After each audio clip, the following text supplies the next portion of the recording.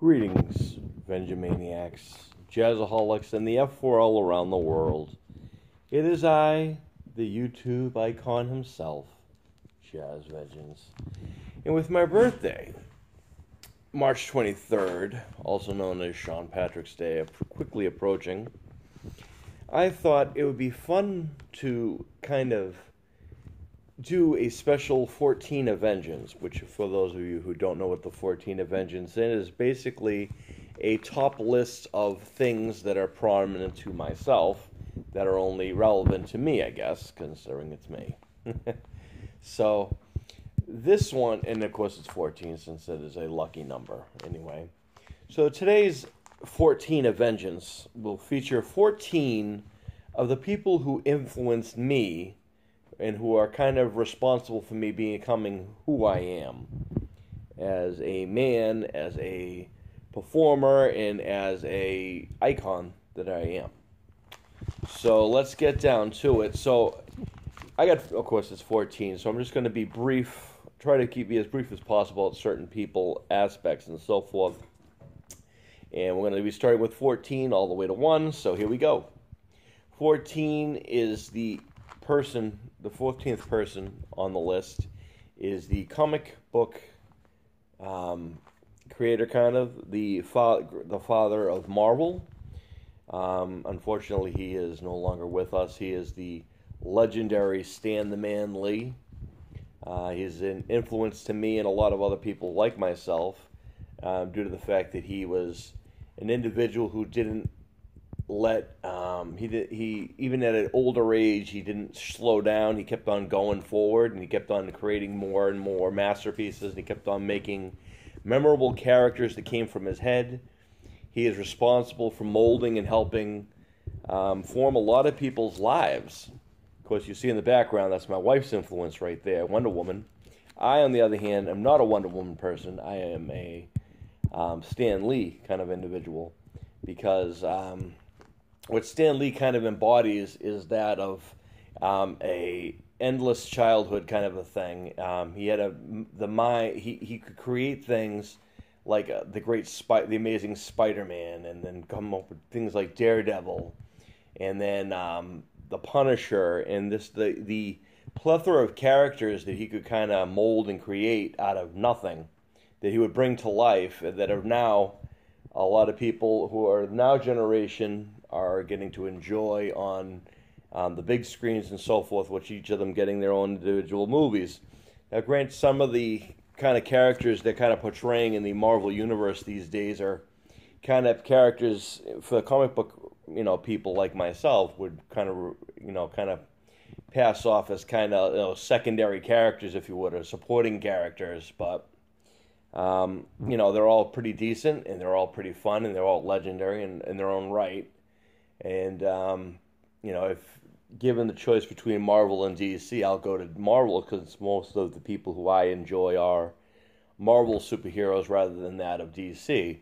Quite frankly, I think that DC has a fantastic villainary team rather than the heroes. I think their heroes are embellished a great deal. I think most of their heroes are embellished and overrated.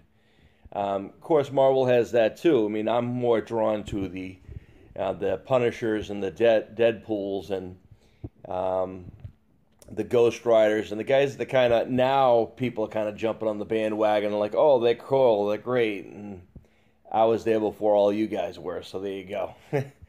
But anywho, so yeah, Stan Lee, legendary comic book author, publisher, creator, the father of Spider-Man, Captain America, Deadpool, Venom, and the list goes on and on. He would be number 14 on the list. And number 13, right underneath him, is another author, but he's more of the literary world, and that would be the legendary horror writer Stephen King. Now, a lot of people give Stephen King a lot of hard times, and will say that Stephen King he does take a little while he's very detailed in his writings. He likes to kind of paint the picture for the person reading. And I think a lot of people have a hard time understanding that, rather than I can't believe I had to read 5 or 6 pages to describe one thing. But what you're failing to understand is in those 5 pages of him describing something, you are actually seeing it because he's writing it so detailed, rather than just, he went out and there was red flowers and this, that, and the other thing. The fact that he, takes the time to in really points and nails home each of those details, that if you miss one of those details, that can ultimately end in you missing something or a big part of the story that he was trying to tell.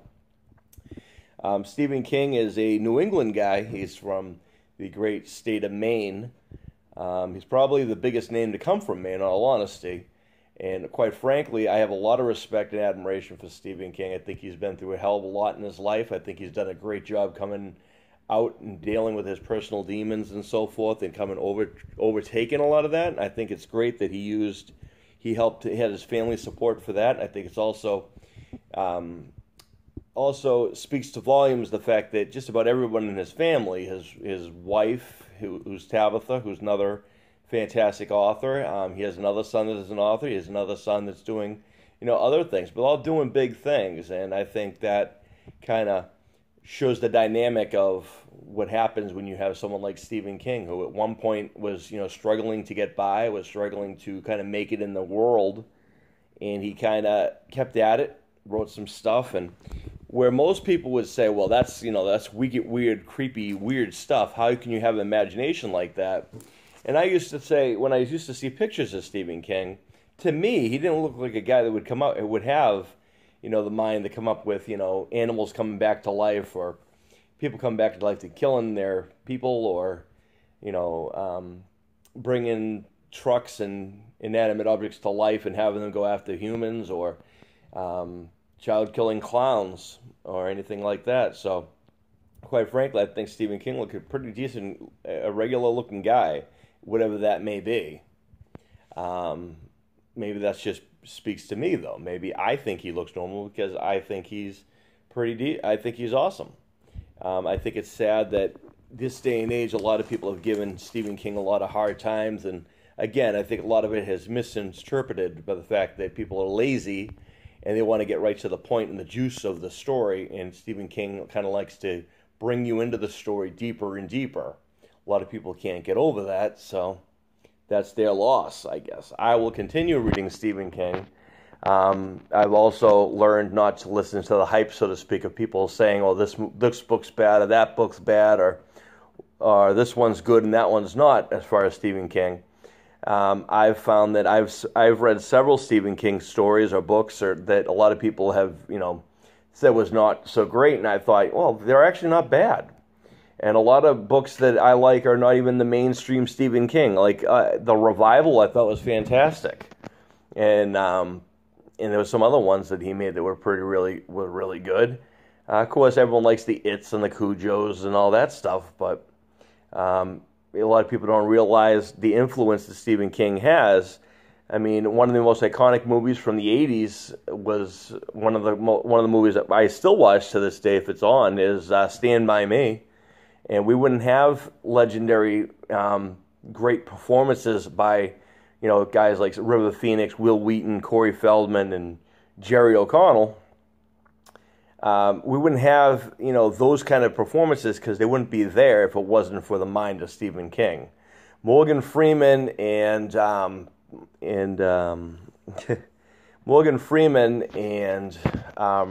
Robbins, who was in Shawshank Redemption. We wouldn't have that if it wasn't for Stephen King. And Michael Clark Duncan, who a lot of people underrated in Hollywood just because he's a big guy or whatever, Michael Clark Duncan wouldn't have an Oscar if it wasn't for the mind of Stephen King, as he is the one who created and wrote the the Green Mile series. So I think people need to take a thing an aspect of that. Okay, so that's Stephen King at number 13. Go figure. And unfortunately, sorry Stephen King that you're number 13, because I know Stephen King is not fond of the number 13. Another fun thing is I myself am a pretty decent writer, and I have some big things coming up in the writing world. And something I found out recently that is very exciting to me is that we have a similar writing style and method. So that makes me happy and proud that I have that connection. And I am, again, I apologize. Stephen King, if you happen to see this, I'm sorry that you're number 13, but that's just how that's how it falls, bud. So 12 would be the actor, and the comedic actor, and the all-around greatest performer, I think, of my generation. Unfortunately, he's another guy that is gone and no longer part of the world, and that would be the legendary great Robin Williams. Robin Williams was a guy that, a few reasons for Robin Williams. Robin Williams was one guy, first of all, who was fantastic in any role he ever did. And he could do a variety of different roles, and he didn't get typecasted in anything he was in. So, in other words, what do I mean by that? I mean, like, nowadays you got guys like, Adam Sandler or Jim Carrey or guys like that or Kevin Hart even, guys who, if you see them on the screen and they're not funny and they're not cracking a joke and not doing their thing, they really can't perform well, and they don't really do well in, say, a dramatic, overly embellished, sappy thing. For example, you would never see someone like Jim Carrey do something like, say, Dead Poets Society. It just wouldn't work. It wouldn't be believable. He wouldn't be able to pull that off. Now, granted, I know that some of these guys have tried doing these serious roles before. They just fail at it. Robin Williams was spot on, one of the funniest people ever. He could do comedic, no problem. But also he could do a role in dramatic, in the drama genre, just as well as any comedic thing. He had the timing for the drama, he had the timing for the comic, and he could mold them all in one thing, which was amazing to have as a performer. They can pull in so many emotions in one performance. I mean, you look at performances like he had in Good Will Hunting. He was a guy who, he looked at things a little lighter, but he was a serious role.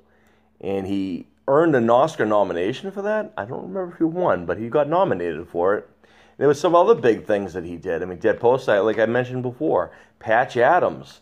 These are things that he kind of took each of those elements of what he could bring to the table and made them bigger than they were. He had the timing and the talent to do drama. He could do in comedy. But on top of that, he could go ahead and do a kids movie without missing a beat, be very, G-rated, very, kid-friendly.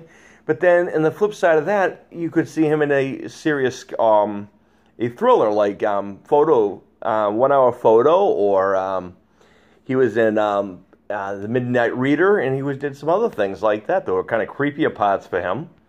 I think as he got on later in his career, he did some other things, and sadly, I missed some of them, but for the most part, he's spot on, one of the greatest actors of our modern time. I don't care what anybody says. And unfortunately, we don't have him. For the other reason I have a lot of respect for Robin Williams is the fact that he is one of the prominent people in Hollywood who kind of tore down the wall of the of mental illness. And Robin Williams, who everyone knew had bipolar, and he was depressed a great deal, and these are things that he struggled with. And I think me and my genre, as you guys know, I have 2 degrees in college. One of them is in human services, the other in film production. But for those who don't know, and now you do. But part of that comes from the fact that I myself have seen and struggled and seen things in the mental health field. And Robin Williams at the time was a great advocate at that time for being someone who could, not let a lot of those things get him down. He did have those symptoms, and he did have those outbreaks. And unfortunately, that's ended up what kind of did him in the end. But in the same sense, he kind of is an unsung hero for the one that he has been one of those people who he kind of made it clear that, even though I'm this funny guy on the screen, I'm this nice guy and all this other stuff, and this amazing actor, I'm also an individual who suffers from this illness that you can't physically see. And I give him a lot of credit for that and courage for that, too. He didn't go over the top, and he didn't, call these press conferences and all these crazy things, because he didn't have to. It was just something he knew, people respected him for it, and they moved on. So that is why Robin Williams is my favorite actor, and he's also someone who I like to say I like to try to, emulate the fact that I like to try to bring in different aspects of myself in different performances that I will do. I will try to do the comedic stuff and the serious stuff just as easy as I can. So number 11 is going to be, my opinion, the greatest wrestler of modern time, and a friend of mine and an old colleague, and that would be the phenomenal AJ Styles. I don't think that is just a simple title. He's a guy who I've had the privilege to work with a few times, and he is a guy who I have such admiration and respect for in this business, in that wrestling business, that I think that he is, bar none, one of the biggest success stories ever. Just the other night I was watching SmackDown, and I was listening to his promo in the ring. Promo, for those people who don't know, is when you talk on the microphone, which of course you know that I have no problem doing. That is pretty much what I'm known for. But his promos are spot on. He kind of doesn't kind of drag along a lot of them. He kind of gets to the point. And what's amazing is the fact that he was able to kind of articulate the things that I would say if I was in that kind of spot. I think when he's cutting promos, he's very passionate about what he's saying. I think he believes a lot of what he says. And the best part about it is that usually when it comes to a ring, I don't really think there is anybody that can outperform AJ Styles. And I know that's probably going to upset a lot of wrestling fans who might say, the Shawn Michaels of the world or the Hulk Hogans of the world are the greatest, but I disagree. I don't think that I could never see Hulk Hogan doing a phenomenal forearm or any kind of flying moves ever. He'd probably break his neck. And as far as Shawn Michaels goes, he could do some of those high-flying things. He had the flashiness. He had the charisma, and he had the showmanship. But what he lacked is kind of the respect of the locker room, which is what AJ Styles gets in any locker room he gets. Shawn Michaels also has, there's been multiple reports and everything else about Shawn Michaels using kind of his status or whatever to kind of manipulate and kind of, get himself and his friends over a lot of the time, which AJ Styles has no problem putting someone over to make them look good because he knows that's where his place is. And I have a lot of respect for AJ Styles for that. He's also a fantastic father, and he balances his wrestling career and his family life very well, as I like to try to do as well. So I give him credit for that as well. The next person on the list, that was AJ Styles at number 11. Number 10 on the list is another professional wrestler. You know him better as The Undertaker. I know him, and I've seen him as I've actually been following and a fan of Mark Calloway for multiple years, even prior to the Undertaker kind of moniker. I followed the Undertaker back in watching him old Texas Wrestling, I think it was, or Smoky Mountain. Then I watched him in WCW. And a lot of people, when Undertaker first popped up on the screen in '91 at the Survivor Series, I instantly knew who he was, which, back in those days, I was a young kid back then. So me to know who a wrestler was before, everyone else figured it out was kind of cool. But in the same sense, it kind of made me sad because when Mark Calloway, or Mean Mark Callis at the time, was in WCW, he was in a tag team known as the Skyscrapers with Dan Spivey, and he would kind of replace Sid Vicious and things like that.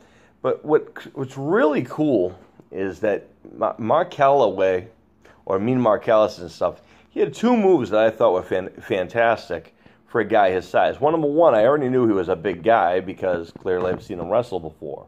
He was a huge man. The other thing was the agility I saw him use at his size. And even as a young kid, I knew that a guy his size to be able to do the things that he was doing at that time was unprecedented. Because back then we had the big guys like Hulk Hogan and Andre the Giant, and that's kind of what people compared big guys to. But to see this guy, be able to walk almost across the entire ring without holding on to anybody was amazing. And then he became, the Undertaker, and of course, you guys know that move, better known as as Old School. And now Old School, he kind of does the thing where he kind of does the arm bar, and he goes to the top rope, and he walks across the middle of the rope, and he comes down with an elbow to the back as holding onto the guy's arm. What you guys might not know, which is amazing, and I challenge you guys to look this up if you haven't seen it before. You need to go watch some old school Mean Mark Callis videos and watch him walk the rope without holding on to anyone whatsoever, and just being able to walk that top rope like he's a cruiserweight, and then be able to. And he did drop an elbow, but they were already on the ground because he already pummeled them, and he walked across the top rope. As a kid growing up, I thought that was amazing. And then, of course, everything else. Then the Undertaker gimmick started, and of course, that kind of spoke to me, too, because I was in a dark place. I came from a dark, kind of a family kind of situation, and I kind of, was drawn to the whole dark and dreary kind of thing. And the other thing I thought was cool about the Undertaker character was that he was kind of impervious to pain and emotion, which is something, to be honest with you, I pretty much am probably one of the most emotionless persons, even though I am very vocal about how I feel, and if I tell you how I feel, I will. And it's not that I don't feel sad or feel feelings, it's just I don't show them. You wouldn't know when I was sad or I was angry, because usually I'm emotionless like that. I don't cry. I haven't cried since I was probably 10 years old, so that's kind of crazy, I know, but it's facts. And that's just the dynamic of me. And the Undertaker character didn't show that kind of emotion and the pain, and like people would pummel him back in the day, and he'd almost have no feeling of any kind of pain. He hit him with a chair, he comes back. It took 12, 16, 15 guys to take him down. And that's kind of what I wanted for me. And that's kind of the dynamic of who I was growing up and going forward. So that's the Undertaker. So that was number 10 is the Undertaker. And number 9 is, he's an action star, and I don't think anybody, I don't really think I have to describe who he is, but everyone I'm sure has heard of Chuck Norris and heard one or two Chuck Norris jokes. But I think one of the most respectful things I have in my career, and a lot of people don't even know that I have a very long, extensive martial art background. You might be surprised to know that. Maybe you didn't know that. But I myself am trained in karate, kempo, judo, Okinawan-style karate, kempo, judo, Muay Thai, and American and American boxing as well. So let me break that down for you again. Okinawan-style karate, kenpo karate, judo, Muay Thai, which is Thai kickboxing, and as well as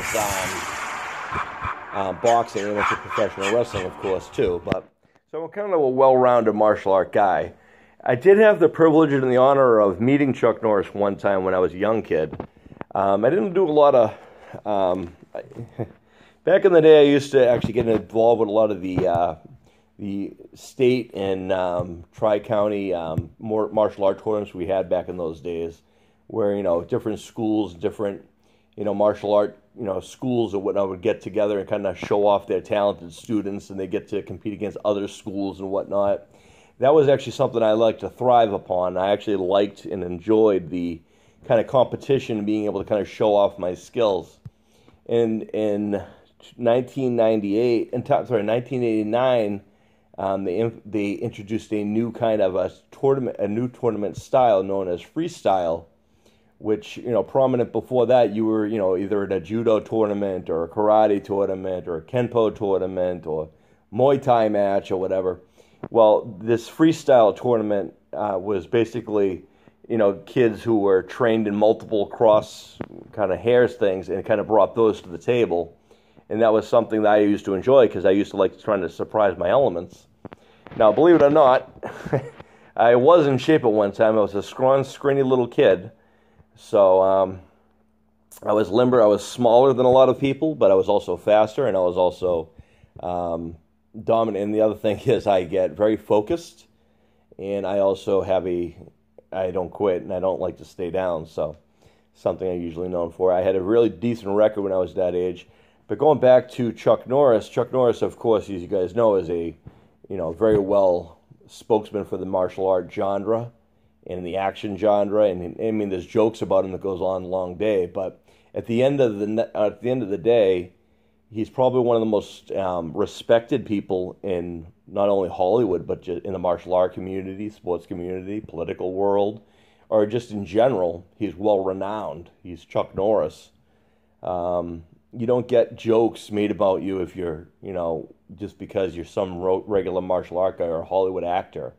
There's no, there's no Adam Sandler jokes. You know what I mean? There's no Andy Kaufman jokes. There's no, I mean, for lack of a better term, I mean, I love Robin Williams. There's not a lot of Robin Williams jokes, but there is plethora of jokes you can get. I mean, there's always books and everything else you can get of Chuck Norris jokes. A lot of people would compare Chuck Norris to, Bruce Lee, Jet Li, Jackie Chan, all these guys. And I have respect for those guys, yeah, but if you look at it, I mean, did any of them have the legacy that Chuck Norris has? And he's from right here in America, which is awesome, and makes me proud to have him there. And the other thing that makes me proud is the fact that I have had the privilege and the honor to, like I said, meet him. And it was at a tournament we did in Boston. And he had said to us before this tournament started, he said to all the students that, knowledge is power and power is a weapon. Be careful what you do with it. And that was something that kind of stuck with me for my whole life, because he's right. Your brain in the things you learn and the things you have is the biggest thing in any situation that is a weapon. It is ultimately what will get you in and out of problems just as easy. And it will ultimately, could either save or cause your life to come to an end. But so for that, I owe that to Chuck Norris for teaching me that, saying that's kind of stuck with me all these years, and also for kind of keeping that vibe of being Chuck Norris alive. And if you look at Chuck Norris today versus, 10 years ago, 20 years ago, he doesn't change all that often. Yeah, he might look a little older, but might have a few wrinkles, but he's still in phenomenal shape for a guy his age. And I don't think anyone would pick a fight with Chuck Norris, even at the age he currently is in. And I'd cheer someone to try that. So the next person on the list is number 8. Not Norris again, is number 9. Number 8 on the list is a rock legend who is Meatloaf, we'll call. Now a lot of people would ask me, and a lot of people do ask me, why Meatloaf is my hero role model, and for most of my life he was the role model and kind of model I kind of carried myself since discovering Meatloaf and learning about Meatloaf. And I think when you have respect for someone, or you have a passion for, or you like someone, an artist or a movie star or something, you kind of do research on learning more about them, right? Makes sense. When I kind of looked into, who this Meatloaf guy was, I learned that Marvin Adair had a similar background, similar backstory, similar childhood to myself. It wasn't all sunshine and rainbows, and it wasn't all, happy-go-lucky, this is great. He made some choices that were not, so favorable. He was not looked down. He was not looked, positively back then. I think everyone kind of doubted him back in the day. A lot of people would, question a lot of the things that he did. Oh, look at this strange guy. He's a big football player. What's he going to do, But what they didn't know is that he had a passion and he could sing and he had all these other things. And people kind of looked at him and misunderstood him. And that is the biggest thing I have in common with Meatloaf, is that a lot of people misunderstand a lot of things about me. Even back then, I mean, as a kid in elementary school, a lot of people would say, well, that kid's crazy. He's, eating ants, or he's flying down the hallway, or he's, making these jokes and he's doing these things in class. And it wasn't necessarily because, I had something wrong with me, and it wasn't because I was a troublemaker. It was because I had made a goal for myself in first grade that I would not just be the class clown. That wasn't good enough for me. I wanted to be the number 1 school clown, and it wasn't because I wanted to be, fight the authorities and rise up to power. It had nothing to do with that. I have always had a thing for wanting to see people happy, liking to see people laugh and smile. I don't like to see people sad. So what I would ultimately do is try to make any way to get someone to laugh, smile. And when you set out to become a class clown, you kind of focus on one classroom. Me, I needed it bigger. I needed the whole school. And my goal was to get every single person in that school to laugh and have a good time. Of course, it didn't happen until years later. I'd realized that, they were laughing at me and not with me. But, I think Meatloaf had a similar background where people kind of doubted him, doubted his thing, and kind of questioned why he was doing certain things and why he would do that. And, you should prominent in the football thing. But no, he's not going to do football. He wanted to do a singing thing. And he had a, connection to his mother. And unfortunately, when, and he had a problem with his father. And I don't even have a father. So we have, similarities, a lot of that. And the fact that he was in a dark space at one point, and he was able to kind of take his family and take his friends and listen to them, and he was able to evolve into being Meatloaf. And he had come back into, I was introduced with him with, I'm going to be the first to admit, I may have heard some of his songs in the past when I was younger, but when I Would Do Anything for Love came out, and I think it was 92 or 93 or whatever, when that song came out, that was kind of when I was reintroduced to Meatloaf, and that's kind of when I was like, oh, wow. And then I did research, and I found out we had more and more in common. If you listen to the song Objects in the Rearview Mirror Are Closer Than They Are, which is a very long title, which is another thing that Meatloaf has that nobody else has. But when you look at that song, it talks about his life. And when you hear those stories, these are things that I have gone through myself. When you hear other songs the other things that he sings that aren't the mainstream things, like, Life is a Lemon, and all these other songs that he kind of sings, if you listen to those songs, I would listen to those songs. That's kind of how I adapted, and I was like, wow, this guy gets me. We have similar things, and I'm very happy to say that I finally got to meet the man after all these years, and I thanked him myself, and he was very appreciative, and we joined a laugh as we made fun of Gary and Jake Busey, as we both have a common dislike for them as well. Anywho, so that's number 8. Number 7 on the list, we're getting a little bit more personal, people, because the last few people I can tell you are relatives. Yeah, I have a large family, and I'm going to tell you right now, I have 6, at one point there was, my mother was one of 7 siblings. I am one of 4 siblings. And then each of those 7 siblings of my mother's side, each had, a plethora of children as well. So you can imagine how big that gets.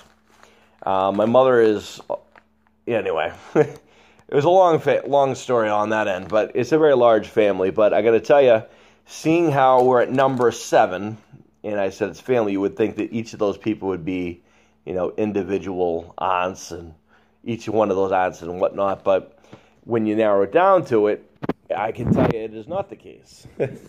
So we'll get into it. So now let's go at number 7 on the list, and that would be my Uncle George Stevens. And for those of you guys who don't know, I have 2 uncles, and the rest of them are all aunts. My mother was one of the 5 girls, and my uncles were only 2 boys, so that's how that kind of works. In case you're not good at math, I just did it for you. But Uncle George was actually known as the a lot of people in the family would kind of look at him growing up as kind of like the butt of the joke, so to speak. He was the uncle who kind of had a drinking problem, I guess you'd say. He's a notable alcoholic. But what was cool about Uncle George was that he was not one of those drunks that kind of did nothing.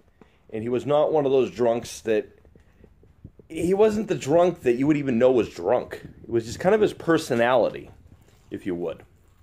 It kind of built into who he was. Uncle George was kind of the lovable goofball that every family has. You know what I mean? I remember any parties we ever had that Uncle George was there, I mean, they were made that much more fun and that more enjoyable, and I mean, the laugh was inevitable. I don't think you could never meet Uncle George without having a laugh. I like to refer to Uncle George as the kind of hippie that kind of never stopped being a hippie. You know, I mean, he still loved his Beatles, and he loved his music. He loved his rock and roll. He had a passion for the Macho Man, Randy Savage. I mean, he was, you know, the man's man, but he was, you know, he had his likes, his dislikes, and he had his flaws. But you know what? So what? He had a few drinks, and that was something he did. That was a flaw. But you know what? You can't judge people just because they have one flaw. Because what you might not know is Uncle George was also a very talented carpenter. He did a lot of the carpet work, and he did a lot of that stuff. And Uncle George had raised a few kids that he did a fantastic job with.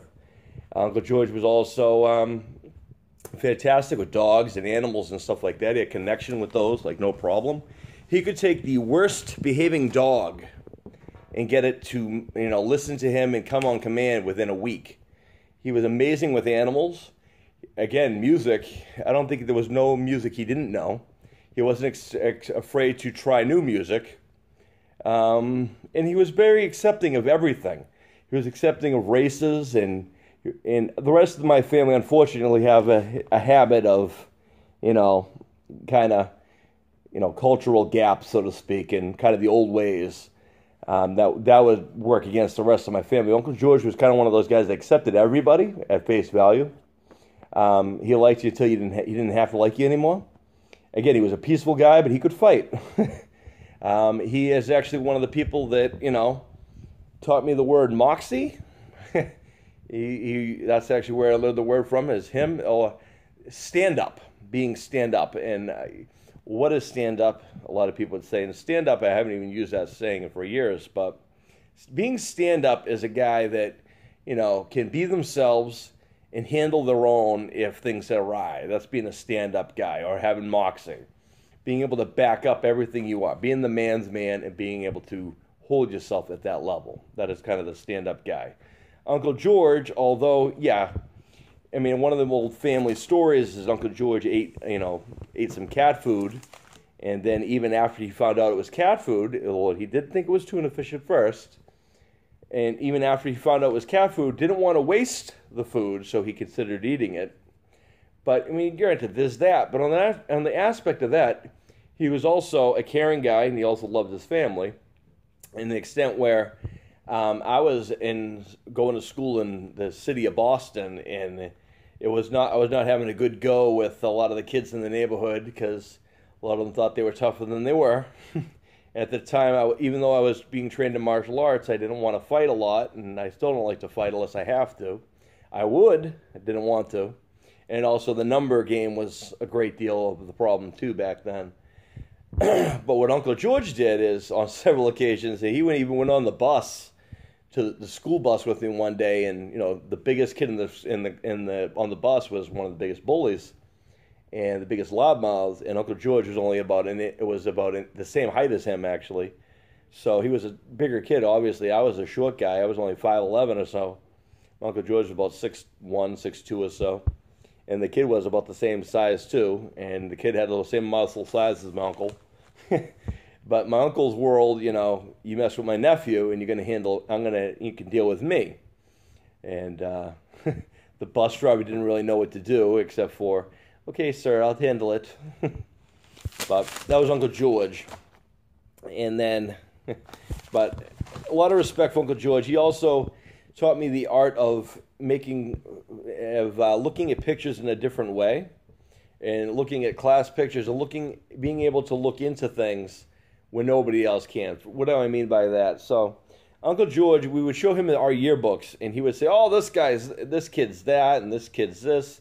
He had this kind of little background story of these kids he's never met before in his life. Now, to me as a kid, that was funny, and I was laughing. But on the same point, I'm like, what a creative guy this is. He can do a spot-on comedic stuff that was really funny. And he didn't even have to try. So that was Uncle George at number 7. Right underneath Uncle George is number 6, and that is my Aunt Eleanor Ann Stevens.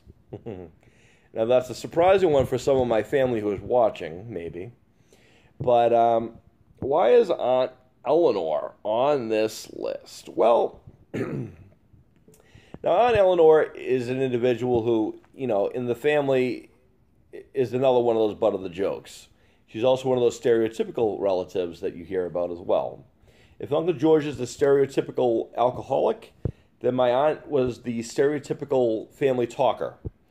Aunt Eleanor's drawbacks were that, if you were to answer the phone or call her, you better be committed to at least a 4-hour phone call conversation. And be committed to that, because you're lucky if it's 4 hours. It could be longer, to be honest with you. And I've had conversations that have lasted with Aunt Eleanor for 6 or 7 or even 9, 10 hours. And I'm not even exaggerating. 10 hours one conversation. But here's the thing about Aunt Eleanor. She was one who liked to talk, first of all, clearly. But she was also someone who liked to articulate, and she liked to get opinions, and she would listen, which is different than just talking. A lot of people would say, well, she's out of her mind, she talks and she writes. That's another point, is Aunt Eleanor was also the person in the family who was also a writer. She used to like to write songs and poems and stories and all these things. When we were kids, we made jokes about the fact that my Aunt Eleanor would write bedtime songs to us. My song, of course, was Dreamland. My brother Eddie's was Return to Dreamland. My sister's was her own. And Scott's was, my brother Scott's song was The Magic Train to Dreamland. So even though the Dreamland thing was kind of a thing, it was completely different songs, which shows you the creativity of Aunt Eleanor, and that she could come up with these different songs. She could write, and she would tell me, the stories that she had, and she would tell bedtime stories, which is kind of where I come up with mine.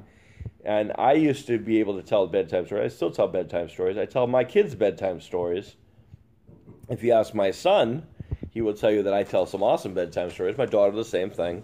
And there are different aspects of what they like for stories. And thanks to the storytelling skills of my Aunt Eleanor, I'm able to adapt. My daughter likes more of the kind of, princessy, woodsy kind of things. My son likes more of the actually funny and adventurous wrestling stories that he likes. That's usually what I'll tell him. Yeah, but Aunt Eleanor was the writer and the individual like that. She was also the dreamer kind of a thing, and she wasn't afraid to tell people, this is what I would love to have, and I would do this. And she could probably go on for about 3 hours telling you what she would do with the lottery and break it down for you, and it would sound like, she won the money already, and she's already done it. But in fact, she hasn't. So that's kind of the story there. So going forward, that's Aunt Eleanor. Aunt Eleanor, is kind of the one who kind of introduced me to a lot of the writing stuff that I do now to this day, that I still do, and the kind of the writing passion. She's probably the only other person in the family kind of, understood the writing aspect and the, the imagination, because a lot of the other relatives kind of thought the writing stuff was weird, or they didn't understand my writing. Aunt Eleanor would, embrace it and kind of, make it like it's cooler than it actually was. So kudos to Aunt Eleanor. The other thing about Aunt Eleanor was she was even though, it's kind of prominent who she liked and disliked, because she wore her heart on her sleeve. She was also a fair individual to the extent where, if it was if one of if either my brothers or my sister and I had if any of her nieces or nephews or whatever had a birthday, and they had another sibling, she would always, of course, give the birthday child, the bigger gift and another gift. But she would also bring a little trinket to each of the other kids so they didn't feel left out. Because Aunt Eleanor liked to include people, and she did that stuff. I mean, a lot of the family stories and jokes about how Aunt Eleanor, she used to babysit us kids. She used to bring these little trash cans, the little plastic trash cans that you would get at like stores, and she would fill them with candy. And then put a little toy car or a little toy action figure inside of it in the bottom of it. And, a lot of people are like, oh, those things are probably moldy back then. But the fact that my aunt would think of bringing these things all the time and went through the time, the working and making them all and all that stuff, a lot of respect for her. So for that. So much love for Aunt Eleanor, the family talker. Right underneath Aunt Eleanor, at number 5, is my Aunt Peggy. That's Peggy Stevens Hannon. Aunt Peggy is the oldest of the 7 siblings that my mother had, out of my siblings that my mother had. And she's still around and kicking today, and she's still going strong. Unfortunately, in Illinois, we lost, and Uncle George we had also lost a few years ago. Sadly, over the years, we've lost several relatives in the family. But, the family bonds keep going, I guess. Peggy is the oldest of the siblings, and she's still going strong. Peggy doesn't like to be told what not to do. She's 72 years old. She doesn't want to be told when to go to bed, what to do, and by who. She does what kind of she wants to do. Aunt Peggy has the moniker for being able to kind of create her own language, because most people who have met my Aunt Peggy or know my Aunt Peggy have a hard time understanding and verbalizing with Aunt Peggy, because they can't understand a lot of the things that she says. For 2 reasons. She talks really fast, plus she has her own accents and lingos that go along with it. About one of the things I'm proud about is I think it's due to the fact that I had Aunt Peggy and my grandmother and things like that, that I'm able to kind of understand people with accents better than most people. I worked in customer service most of my career, and I've had to deal with people most of my life. And in life, you're going to find people who have a little accent, a little dialect, and some people are like, well, what did they just say? Well, thanks to people like my Aunt Peggy, my brother Scott too, they had like a different accent, a little thing that me and our siblings were able to understand, and I can tell you what Peggy would say. It's kind of like being an interpreter for my aunt. She's called helplines, and they have transferred her to other people's languages because they couldn't figure out what language she was speaking, but it was English. So that's kind of one of the things that I kind of do. I kind of talk for her so people understand her better. But the other thing I owe Peggy a lot of credit for and stuff like that is when I was a kid, her and her husband, my Uncle Dick, say what they want about my uncle and whatnot, but Aunt Peggy and Uncle Dick did a lot for me. Particularly, they would take me on weekends and overnights and weekends, vacations and whatnot. And Peggy is actually the reason I got to go to the Science Museum and actually all the museums in Boston several times over. Peggy is the reason I know the train bus system as well as I did, to the extent where I was able to adapt what I know from here and take it to New York with me and master the New York subway system. Was no problem for me, thanks to being well trained by Aunt Peggy on the Massachusetts subway system, or the MBTA. And also, just the fares and the other things that Peggy was able to bring to me. She also taught me the art of sneaking food into a theater, things of that nature. And the other thing they did for me, it was a very small thing sometimes, but looking back, and I'm very thankful for, is the fact that, and Aunt Peggy and Uncle Dick says, at the time I would make jokes, I would be upset about the fact that, we'd have to go to bed early, number one. And number two, the other problem was that at their house, kind of watch what they wanted to watch. You didn't really get a lot of say, except for Saturday mornings when I got to watch my cartoons. But, with their house, it was kind of, we watched the news, we watched wrestling, news, and then we'd watch Nick at Night, which featured a lot of the old sitcoms from the 60s, 70s, 50s, whatever.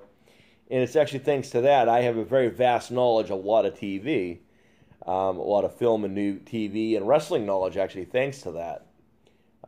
At the time, I wasn't appreciative, really, of the wrestling thing and the other things, because I remember when I was home at my mother's house, I would watch, say, Super Mario Brothers or the Ninja Turtles, and you'd watch it all week. Then it was Friday would come, and then I knew I would be over at their house, so I wouldn't be able to watch the, conclusion of a two-parter on Thursday, because I was over their house, and I'd watch wrestling instead.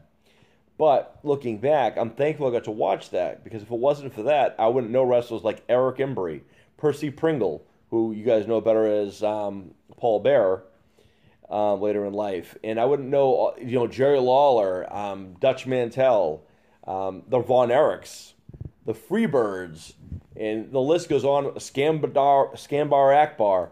These are names that a lot of people don't even know. People my age, unless you're in the wrestling world, you have no idea what I'm talking about. But it's thanks to that I was able to get that exposure. On Saturday nights, we'd watch WCW. Sunday mornings, we'd watch the WWE Saturday morning shows. Sunday, we'd watch the WWE shows. Sunday and Saturday, they both had, on TBS, had a WCW show. We'd watch both of those. At night, because of the fact we went to bed early, we didn't get to watch a lot of the later time shows. But on holidays, sometimes I'd be able to squeak in maybe the Tuesday Night Titan or things of that nature, the later shows, which was always cool. Clash of the Champions, things of that nature. But that was on Uncle. That was all because of Aunt Peggy and Uncle Dick. Aunt Peggy also was responsible for me having just about every single Ninja Turtle out there at the time, and anything associated with the Ninja Turtles. That's thanks to Aunt Peggy as well. She probably had stock in Child World and Toys R Us thanks to me. Thanks, Aunt Peggy. So going forward, that was Aunt Peggy at number 5. Number 4 is the other uncle, who is also the twin of my mother, go figure. And that would be the very popular in the family and the one known as Uncle Paul. Now, when I say Uncle Paul, the fun part about Uncle Paul is once you meet Uncle Paul, he's Uncle Paul. So, friends of people or friends of mine, friends of my kids, everyone else knows Uncle Paul as Uncle Paul. I've lived all over the place, and anytime I've ever introduced Uncle Paul to, my friends or whatever, they call him Uncle Paul. And, my kids call him Uncle Paul, and my wife calls him Uncle Paul. He's forever Uncle Paul. And what kind of makes that, aspect is the fact that he is probably one of the most hardworking and probably one of the most kind-hearted people in the whole family. He is the guy that would give the shirt off his back if he had the shirt to give you, as long as he's wearing one underneath, I hope. But Uncle Paul has a passion for wrestling and hockey and all these fun things. He likes to have fun. Uncle Paul's coming around because he does the laugh that Uncle Paul has, and he laughs at everything. He's just a jolly guy. He likes to have fun. He has introduced me into more party games and board games that I didn't even know existed. He's also the reason I learned that, sometimes we think we know things better than we do, and Uncle Paul showed me that he has a knowledge that I don't even have to comprehend. We were playing Outburst one time, and it's kind of common knowledge at his house, and his house, going over his house on weekends or whatever, it would be customary on Fridays and Saturdays that it would be an improv game night. Friends would come over, they'd play, board games or whatever, and it would be a good time. We'd chalk and bust each other's balls or whatever, watch ECW at 2:30 in the morning or whatever, watch the pay-per-views, whatnot. But it was those game nights that I would kind of have more fun with than anything else, because I like the socializing and the fun and the welcoming, the warmness of that. And Uncle Paul, one time we were playing Outburst, and for some reason we always did the men versus women, because it was usually even, my uncle and his friends and my aunt and her friends, and it would be kind of even, the men and the women. And of course I'd be with the guys because I'm me, and we all know I'm the man. So that being said, depending on what the game was, a certain category would come up, like movies or TV or something pop culture related. They already knew that if we got that and I was on that team, they were going to win. There was one category one time we were playing Outburst, and the category was adult films and adult film stars. And if you've ever played Outburst, you know that you can have the ability to pass it to the other team, or you can take it and knock off a list of 10 things associated with whatever that topic is, and your team yells it out as you kind of cross them off. Well, I have a vast knowledge of TV, movies, music, history, animals, life science. So yeah, I'm pretty well versed in a lot of those things.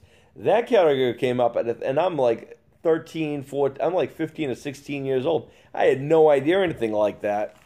My uncle and his friends like, oh, we got this. We're not going to turn this down. And I looked at him like, are you sure? Because I don't know any of this stuff. He's going to be all you guys. And like, no, we got this. And to my uncle's credit and his friends, we got all 10 of them somehow. And I don't know if I should be proud or if I should be embarrassed at the fact that my uncle knows more adult films and adult film stars than I do. That's interesting. But that was Uncle Paul, and Uncle Paul is also kind of the guy who introduced me to the whole wrestling world in general, as he was the one to first take me to my first wrestling show. He was the one to show me the whole world of wrestling, and to kind of open my eyes to it, have me read his magazines that he'd have, and kind of, did all out of that. Uncle Paul was also the guy who brought me to my first, pay-per-view, my first wrestling shows, and so forth. Uncle Paul is also one of the most dedicated workers of any job he's ever been in. Whatever the job is, he's dedicated, he's all in. He worked for my uncle for multiple years in a store that's no longer there. Then from there, he went and worked for a wheelchair van company. And now he works for a ambulance chair company. And it's not like he's quitting these jobs or they're firing him. It's because he moves on. And the place is either shut down around him or it's time for bigger and better things. And that's ultimately what ends up happening. So Uncle Paul, he starts his day at like 4 in the morning. And he gets home sometimes 7 or 8 o'clock at night. He works all that time, driving people around all over the place, doesn't bat an eyelash at it. If I ever have a driving question, I want to know where I got to get to something, I would usually ask Uncle Paul, what's the best way to get to someplace, because most likely he's been there already. He's kind of like my male hero, I guess. The other thing is being a guy my age or whatever, being a young kid, I didn't have a father.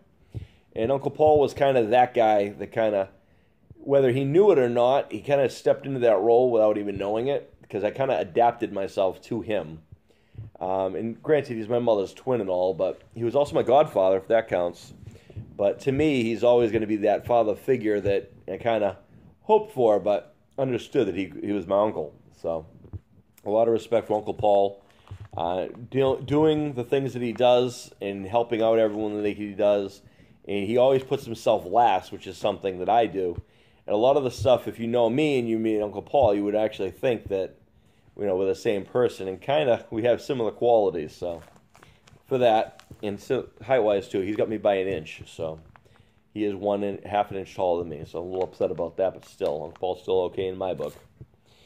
Number 3, that was number 4, by the way. Number 3 will be my grandmother, Helen Barry Stevens. And I know that is another one that people are like, what? In the family-wise. But my grandmother was an individual who kind of raised me at my young age up into a certain point. She's responsible for me learning and doing different things. She's also responsible for me learning a lot of my family history and my family background. She was always willing to tell me stories about the old country and tell me stories about Ireland and all these other things. And she was a very smart woman. People kind of doubted her a lot, especially towards the end of her career. End of her life. She is responsible for me, getting into the martial arts. She's responsible for me going to California for the first time, which, by the way, is still my favorite state, and I hope to someday get back there again. My grandmother is the one who kind of taught me to she taught me the respect and the kind of discipline that I have. So a lot of respect for my grandmother for that. Teach me all the little life lessons that I think everybody needs to learn once in a while. She was a forceful woman. She was a dominant woman. You could tell she was a woman who was in charge, and you didn't question my grandmother. And if I got the three letters, the 3 names, I know I'm in trouble, and Grandma's coming, and that was not something you wanted. So, a grandmother was a smart woman, as I said. She had a lot of philosophy, a lot of different sayings she would use a lot. A lot of them I still use to the day. Don't sweat small potatoes, life's too short, blah, blah, blah, things of that nature. But what the sad part is towards the end, she came down with the Alzheimer's. And at the time, I didn't even know what Alzheimer's was. But, learning what it was kind of like, was really sad when you think about it, because she would so used to going to bingo and the things on her own for years that she would just go to bingo at 4 in the morning and say, I'm going to bingo. Well, there is no bingo because it's 4 in the morning. But unfortunately, Alzheimer's is a very serious and sad illness for someone, especially when they're so known for being a very wise and smart individual, and so with it. And towards the end, I mean, she was putting like meats in the back closet, the back room, because it was cold. She thought there was a freezer, but now actually it was a back room, and actually that only really worked when it was in the winter. This would be like a 60, 80 degree day out in the summer. But I mean, there was times. This is the part that I really speak strongly for my grandmother. A lot of people would say, the adults around me would say, she's really sick. She doesn't know what she's saying. She doesn't know what she's doing. She doesn't know anything. But I remember as a kid when she was towards the end of her life, really. We were all kids, playing in the yard at my grandmother's house, and she told me to send my friends home so we could come in for dinner. She said, Sean, my boy, come in and let's have some dinner and have some supper before, send your friends home and let's go have some supper. But what she didn't realize, because of the Alzheimer's and the dementia, was the fact that those friends were actually my brothers and my sister, not my friends, they're my siblings. She didn't know who really they were, but she knew who I was. And that spoke mountains to me, because, with Alzheimer's, the fact that she knew who I was versus all of them kind of made me feel like I was, different than everybody else. She didn't know everybody else but me. So that was kind of cool. And a lot of respect. I owe my martial art career to her, because my grandmother, when I was about 9, also met with the grand master of the school that I was taking all my martial arts in. And she had made a money deal with him, I guess, that she paid up front some money that would kind of last me until I got my black belt in each of the arts, and until that time I would kind of keep going until that happened. And of course he accepted, and that's actually the reason I was able to get my black belt when I was 18 years old, is because my grandmother had paid the Grand Master prior to that multiple years ago, because she knew, number one, she knew she was getting sick, and she knew she wouldn't be able to continue doing that. Number two, she knew no one else was going to do that but her. So I owe that to her as well, because she knew how much I loved it. She knew how much it meant a lot to me, and she's responsible for that. So thank her for that. And we only got 2 people left. So I guess everyone else in the family is kind of like, oh, man, I'm not made this list. Look, it's not that I don't love you and I don't respect you or anything like that. It's just these are the people who have made an influence and who have made me, me. The second to last person, which is probably interesting for some, is my mother, Lillian. Lillian Stevens, White, Barry, whatever. And a lot of people who are hearing this are probably like, well, I mean, who are my blood anyway, like, your mother is on your list of influential people?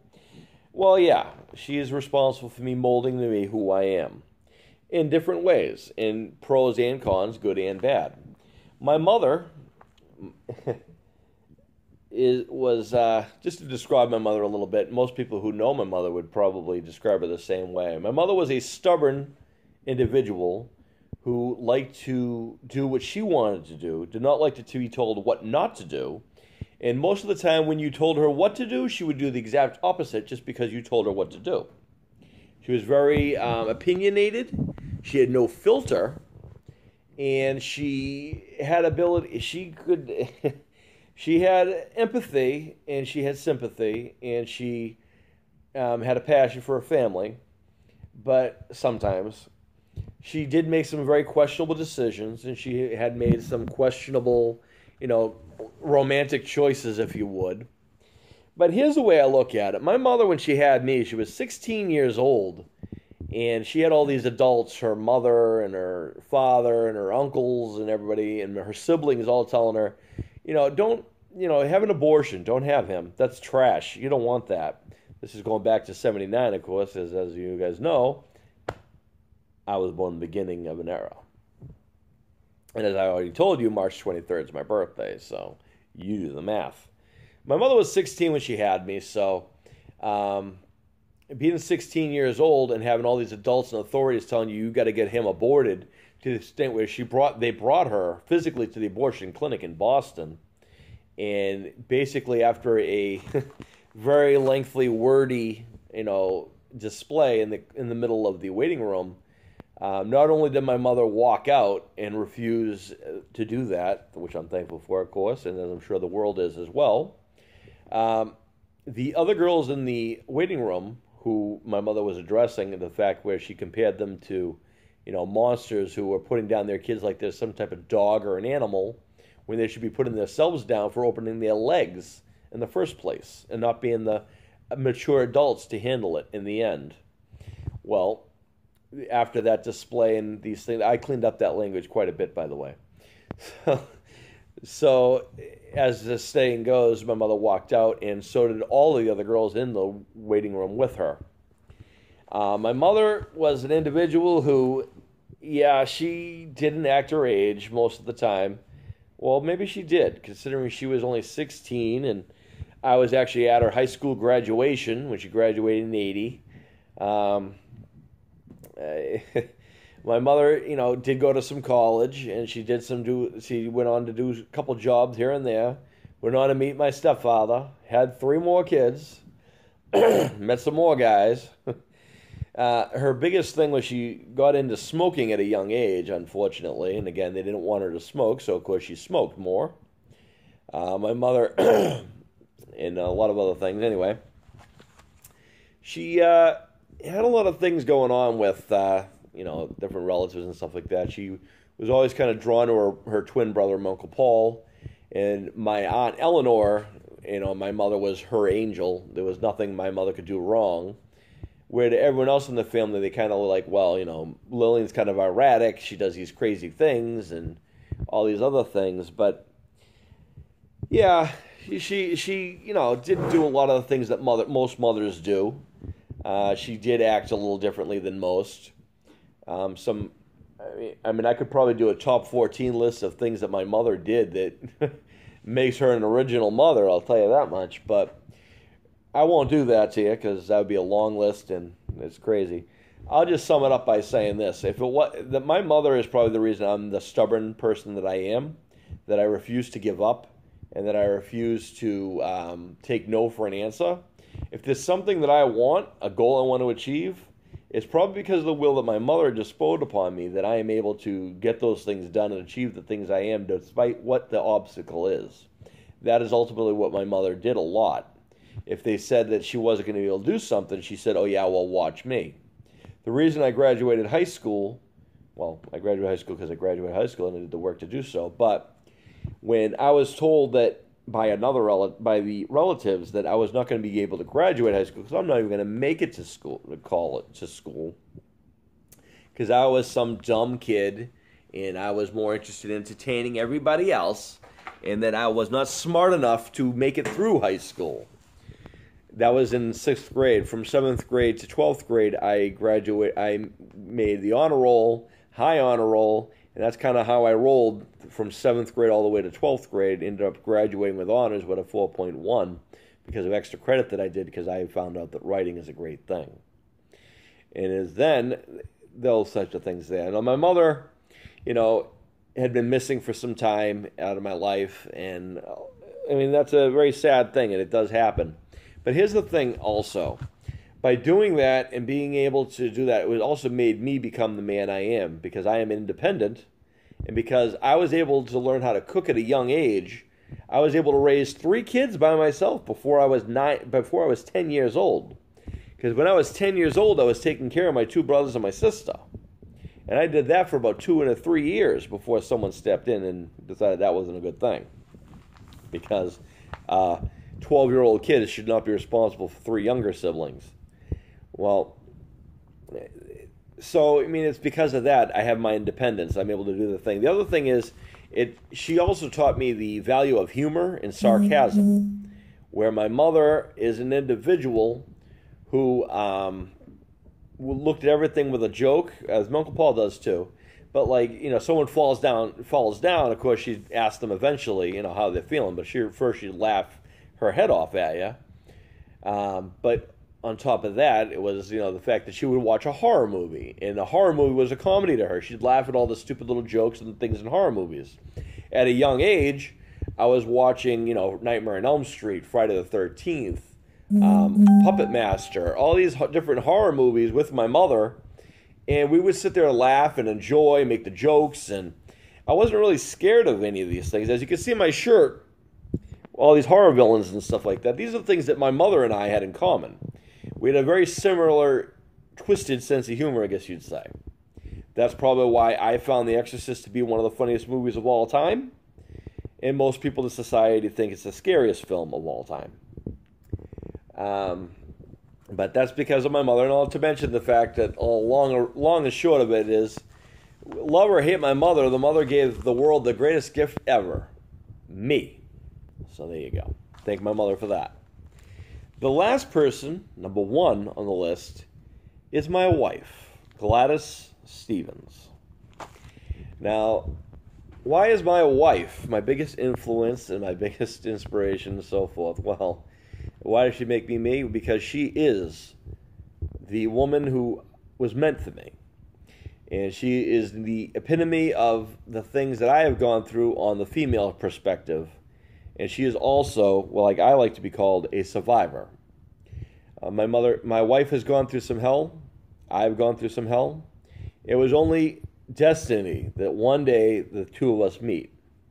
Now, what you guys may not know about my wife and I, some similarities, some eerie situations. For example, my wife and I were actually in the same City Hall Plaza when WrestleMania was working out in Boston. Same place, only feet apart.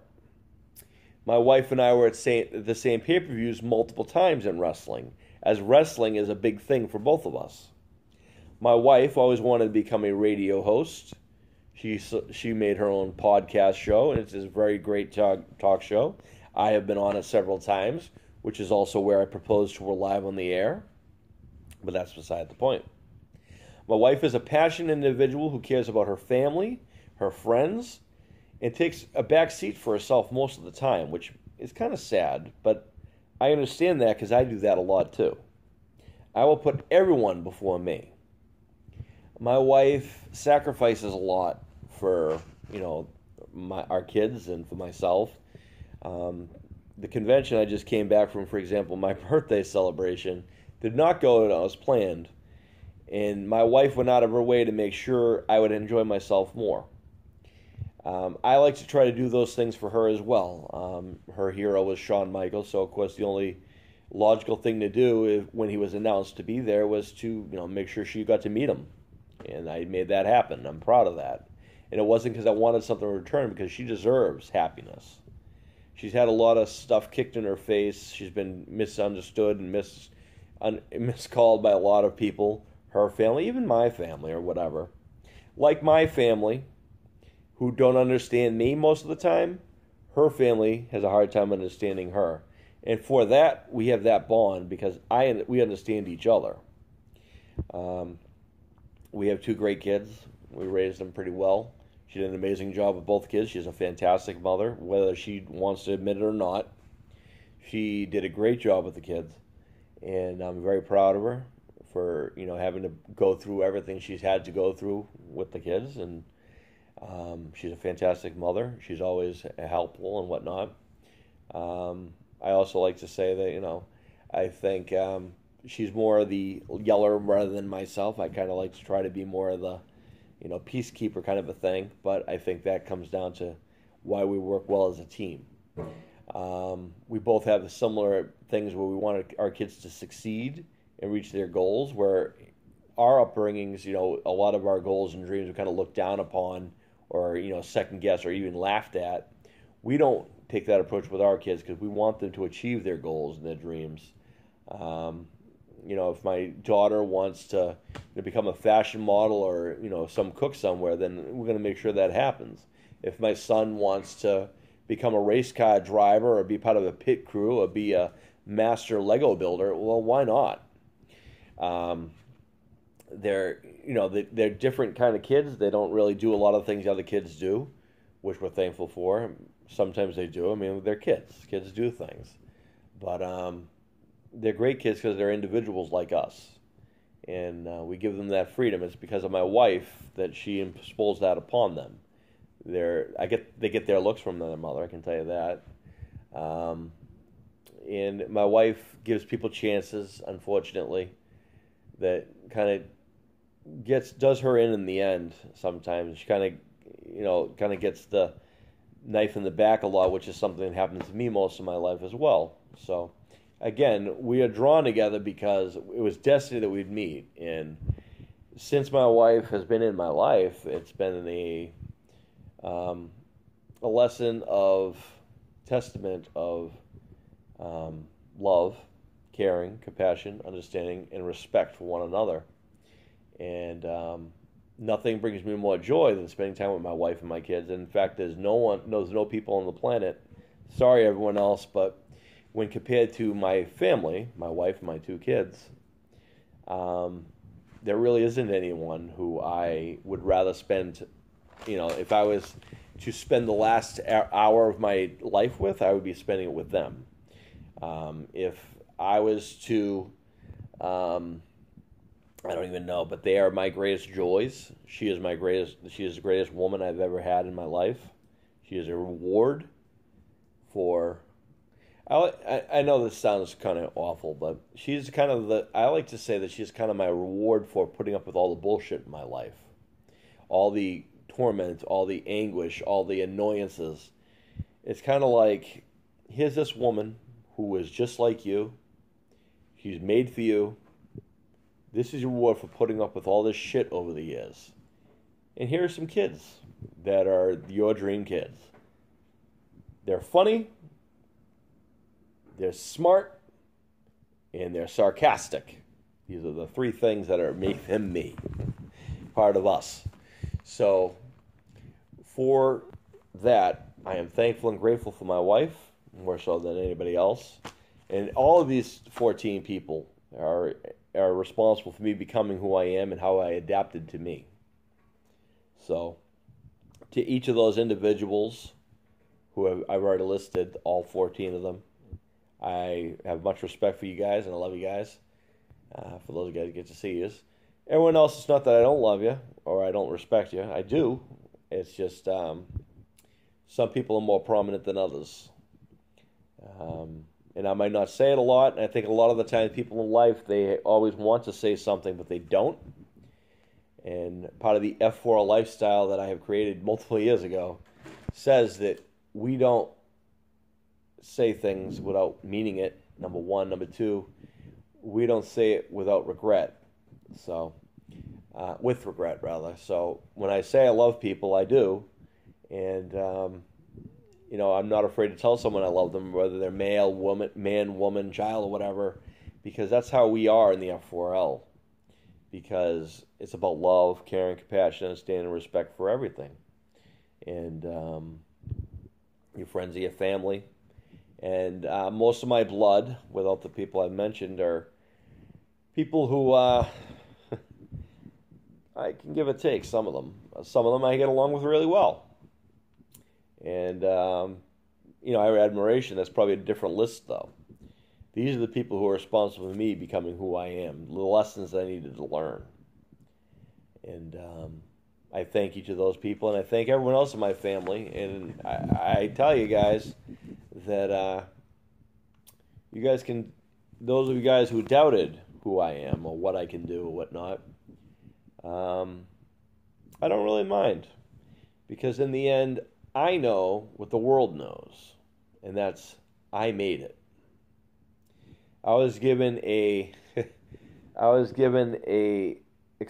Every time someone has doubted something I was going to not do, I have exceeded it, dominated it, and defeated it. For that, I am grateful for the people I've listed, and I'm grateful for those people who I did not list as well, because they are the other reason I became who I am.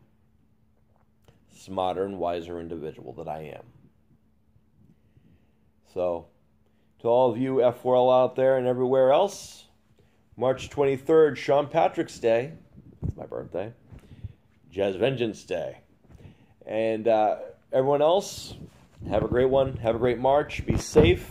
Don't drink and drive. In fact, don't drink. I don't. Deuces. Have a great one. And to everyone else, you just got jazzed by fitness.